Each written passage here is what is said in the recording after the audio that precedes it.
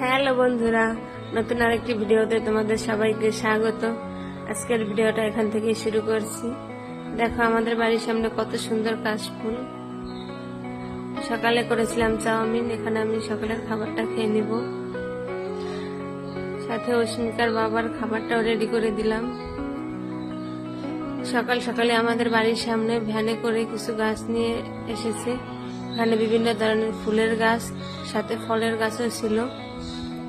তা আমরা কিছু ফুল গাছ রাখলাম, সাথে 2টা লেবু গাছ রাখলাম।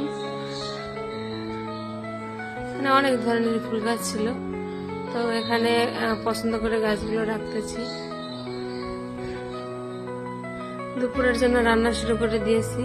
আজকে করব হাতে মেখে চুনা মাছ চচ্চড়ি। চুনা মাছটা এভাবে খেতে ভালোই লাগে। সরষে পাবদা করব। পাবদা মাছটা আমার কাছে সরষে দিয়ে খেতে ভালো লাগে, তাই আমরা সরষে পাবদাটাই বেশি খাই। এতে পাবদা মাছটা রান্নাও কমপ্লিট করব।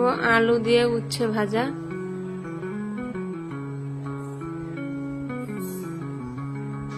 সাথে মুসুরির পাতলা ডাল করব। তো খাওয়া দাওয়া শেষ করে বিকালের দিকে গাছগুলো টবে লাগিয়ে নিব।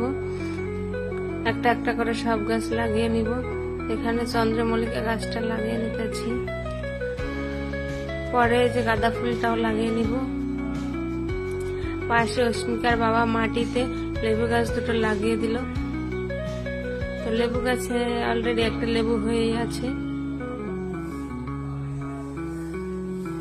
এতে আমাদের সব গাছগুলো লাগানো হয়ে গেছে। আজকের ভিডিওটা এ পর্যন্ত। সবাই ভালো থাকবে।